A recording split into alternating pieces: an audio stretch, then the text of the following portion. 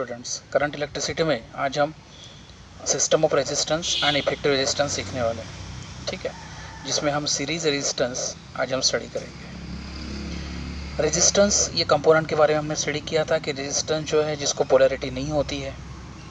Okay, current को अगर कम करना है, अपोज करना है, मिनिमाइज करना है तो रेजिस्टेंस का इस्तेमाल करते हैं। उसका सिंबल भी हमने देखा था, है ना, उसका यूज़ भी हमने देखा था।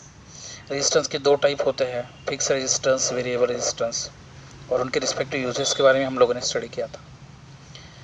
ये जो रेजिस्टेंस जब हम कनेक्ट करते हैं टू मिनिमाइज करंट, उस समय अलग अलग दो मेथड्स के साथ हम उसे कनेक्ट कर सकते हैं। एक तो सीरीज कॉम्बिनेशन के साथ में, दूसरा है पैरेलल कॉम्बिनेशन से। तो सीरीज कॉम्बिनेशन क्या होता है, जब एक रेजिस्टेंस है, इस तरह से एक रेजिस्टेंस है और उसके साथ में दूसरा रेजिस्टेंस लगा है, point two point, and point two point अगर हम लगाते हैं तो ऐसे समय पे हम उसे कहेंगे सीरीज रेजिस्टेंस। ओके, आपने देखा होगा कि एक एंड, अगर एक रेजिस्टेंस का एक एंड खत्म हो जाता है, दूसरा उसके साथ लगा जाता है, दूसरे का तीसरे के साथ में, तो ये होगा सीरीज कॉम्बिनेशन जो कि स्ट्रेट लाइन में होता है। ऐसे रेजिस्टेंस को हम कहते हैं सीरीज रेजिस्टेंस। तो ये सीरीज रेजिस्टेंस का एक्सप्रेशन क्या है, ये आज हम स्टडी करने वाले हैं। डायग्राम आप देखोगे पेज नंबर 39 पे दी है 3.8 रेजिस्टेंस इन सीरीज। यहाँ टोटल 3 रेजिस्टेंस दिए हैं, R1, R2 और R3। ये तीनों रेजिस्टेंस को सीरीज में लगा है, मतलब एंड टू एंड, एक खत्म हो गया उसके साथ बाद में दूसरा, दूसरे में तीसरा, इस तरह लाइन से हम लोगों ने उसे कनेक्ट किया है। ठीक है, अब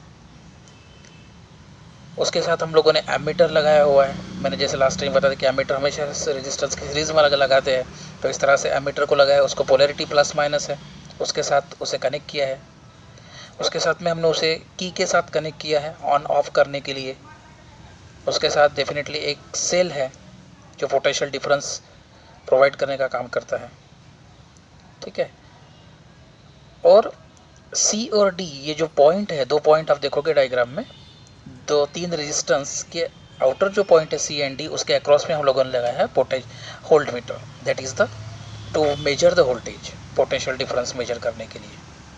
ठीक है, तो वोल्ट मीटर को ही पोलैरिटी होती है और हमेशा वो रेजिस्टेंस के पैरेलल में लगाए जाते हैं। तो इस तरह से सिंपल सा सर्किट है स्टूडेंट्स। डायग्राम में केवल एक ही वोल्ट मीटर लगाया हुआ है, लेकिन एक्चुअली प्रैक्टिकली देखा जाए तो R1 के अक्रॉस में एक वोल्ट मीटर लगाया जाता है V1, R2 के अक्रॉस में एक दूसरा V2 और R3 के अक्रॉस में तीसरा, दैट इज द V3। ठीक है, मतलब यहाँ ओवरऑल V1, V2, V3 तीन वोल्ट मीटर है across the R1, R2, R3 resistance respectively. एक एमीटर लगा हुआ है, एक की है, और दूसरा जो लास्ट जो है सेल है। इस तरह से कंप्लीट लूप यहाँ सर्किट का आपको दिख रहा है। ओके, तो जब हम स्विच को ऑन करेंगे या फिर सर्किट को क्लोज करेंगे तो उस समय क्या होगा, करंट फ्लो होना स्टार्ट हो जाएगा। करंट कहाँ से कहाँ फ्लो होगा, करंट हमेशा फ्लो होता है from positive terminal of the battery to the negative terminal, इस तरह से वो फ्लो होगा। ओके, यहाँ आपको देखने को मिलेगा कि पूरे सर्किट में जो करंट फ्लो होता है वो सेम करंट फ्लो होता है। R1 से भी R2, R3 तीनों में से सेम करंट फ्लो होगा, सीरीज में यह होता है। लेकिन व्हाट अबाउट वोल्टेज, तीनों का जो वोल्टेज है अक्रॉस द रिस्पेक्टिव रेजिस्टेंस के अक्रॉस में जो हम लोगों ने वोल्टेज लगाया है वो तीनों का अलग अलग है। R1 का वोल्टेज है V1, R2 का है V2, R3 का है V3, और तीनों रेजिस्टेंस पोटेंशियल डिफरेंस को अगर हम ऐड करते हैं तो हमें मिलता है V is equal to V1 plus V2 V3, ये हमारा पहला एक्सप्रेशन। ठीक है, as per the Ohm's law हम जानते हैं कि voltage is nothing but the it is the product of current and resistance, है ना।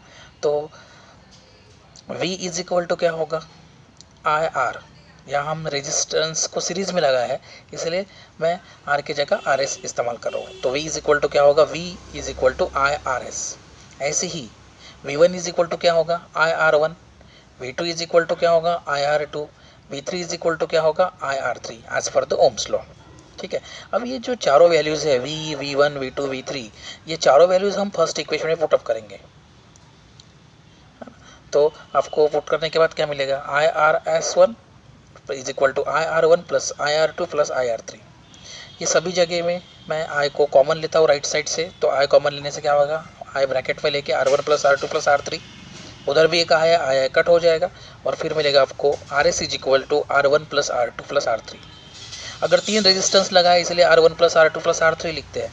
अगर 5 लगाते थे तो plus R1 plus R2 plus R3 plus R4 plus I5, बराबर है। तो इस तरह से अगर जनरल अगर हम एन रेजिस्टेंस लगाते हैं तो आपको फाइनल एक्सप्रेशन मिलता है RS is equal to R1 plus R2 plus R3 plus plus up to what RN। तो ये हमारा एक्सप्रेशन रहेगा, ठीक है। तो इसकी कैरेक्टरिस्टिक, ये तो हुआ एक्सप्रेशन, इसकी कैरेक्टरिस्टिक भी आपको लिखने को पूछता है। तो जो हम लोगों ने बेसिक जो देखा वो उसके कैरेक्टरिस्टिक हो सकते हैं। कैरेक्टरिस्टिक कौन कौन से हैं ये देखेंगे हम लोग कि जैसे मैंने बताया कि सेम करंट फ्लो होता है सीरीज रेजिस्टेंस में। उसके बाद जो इफेक्टिव रेजिस्टेंस है RS वो हमेशा जो इंडिविजुअल रेजिस्टेंस है उनके एडिशन होता है, जैसे RS is equal to R1 plus R2 plus R3 मैंने बताया। उसके बाद जो पोटेंशियल डिफरेंस होता है टू एक्सट्रीम पॉइंट का, वो पोटेंशियल डिफरेंस जो sum of the potential difference across the individual resistance, मतलब सिंपल अगर बोलो तो V is equal to V1 plus V2 plus V3, बराबर है। उसके बाद जो इफेक्टिव रेजिस्टेंस है RS उसकी वैल्यू हमेशा ज़्यादा रहेगी किससे, इंडिविजुअल रेजिस्टेंस से, है ना, मतलब RS is greater than R1 R2 R3। Last जो है कि ये जो सर्किट है सीरीज रेजिस्टेंस, अगर हमें रेजिस्टेंस को बढ़ाना है, सर्किट में अगर रेजिस्टेंस को बढ़ाना है तो इसका इस्तेमाल हमें करना पड़ेगा, ओके। लेकिन ये सीरीज रेजिस्टेंस का एक ड्रॉबैक स्टूडेंट कि अगर हमने सीरीज रेजिस्टेंस लगाया और कोई अगर उसमें से एक कंपोनेंट या फिर कोई अगर एक बल्ब बोल सकते हैं हम लोग अगर डैमेज हुआ तो पूरा सर्किट ब्रेक हो जाता है। ये उसका एक ड्रॉबैक्स है मान। और उसकी इंटेंसिटी भी, जैसे बल्ब है ना, बल्ब मैंने लगाया और 4 बल्ब है, 4 बल्ब को सीरीज़ में लगाया, तो सीरीज़ में लगाने के बाद बल्ब की जो इंटेंसिटी है वो कम हो जाती है इंडिविजुअल लाइट से। तो ये सब ड्रॉबैक्स होने के कारण हाउस होल्ड अप्लायंसेस में इस घर में सीरीज रेजिस्टेंस का इस्तेमाल नहीं करते हैं। इससे रिगार्डिंग 2 प्रॉब्लम है स्टूडेंट, वो हम देख लेंगे। पहला प्रॉब्लम काफ़ी सिंपल है, 3 रेजिस्टेंस दिए हैं 15 ओम्स, 3 ओम्स और 4 ओम्स, और तीनों को सीरीज़ में लगाया हुआ है। एक को हम R1 बोलेंगे, दूसरे को R2, तीसरे को R3, और पूछा है कि इफेक्टिव रेजिस्टेंस कितना रहेगा, मतलब RS कितना रहेगा। तो हमें एक्सप्रेशन पता है कि RS is equal to R1 plus R2 R3, तीनों को जस्ट ऐड करेंगे तो आपको मिलेगा 22 ओम्स। दूसरा प्रॉब्लम है 2 रेजिस्टेंस है स्टूडेंट्स, एक का 16 ओम्स है, दूसरे का 14 ओम्स है, दोनों को सीरीज़ में लगाया हुआ है, ओके। बाद में पोटेंशियल डिफरेंस जो है वो 18 वोल्ट्स यहाँ दिया है। करंट आपको फ्लो करना है, करंट कितना फ्लो होगा ये आपको बताना है, और इंडिविजुअल रेजिस्टेंस में कितना पोटेंशियल डिफरेंस रहेगा वो भी आपको बताना है। तो एक को हम बोलेंगे, एक रेजिस्टेंस को R1 बोलेंगे, दूसरे को R2 बोलेंगे, बराबर। दोनों को सीरीज़ में लगाए हैं, मतलब RS इज इक्वल टू क्या होगा, R1 प्लस R2, इसीलिए आपको 14 प्लस 16 मिलेगा 30 ओम्स, ठीक है। अब हमें निकाला है current as per the Ohm's law, V is equal to IR। हाँ, तो यहाँ क्या होगा, I is equal to V upon R। तो V दिया हुआ है 18 वोल्ट्स अपॉन टोटल रेजिस्टेंस जो अभी हमने निकाला 30 ओम्स, उसको करेंगे तो ये मिलेगा आपको current, that is the 0.6 ampere, इतना करंट मिलेगा, बराबर। अब यहाँ पूछा है कि इंडिविजुअल वोल्टेज क्या रहेगा, पोटेंशियल डिफरेंस क्या रहेगा, मतलब इंडिविजुअल आपको V1 निकालना है, V2 निकालना है, V3 निकालना है। तो V1 क्या रहेगा, करंट तो सेम होता है सीरीज़ में, है ना, मतलब V1 is equal to IR1, V2 is equal to IR2, V3 is equal to IR3। I तो कांस्टेंट है, जो मतलब जो सेम है सब जगह 0.6, उसमें रिस्पेक्टिव रेजिस्टेंस को हमें मल्टीप्लाई करना है, बराबर। तो V1 को आपको V1 मिलेगा आपको 0.6 into 16, that is the 9.6 volt, और V2 मिलेगा 0.6 into 14, that is the 8.4 volts.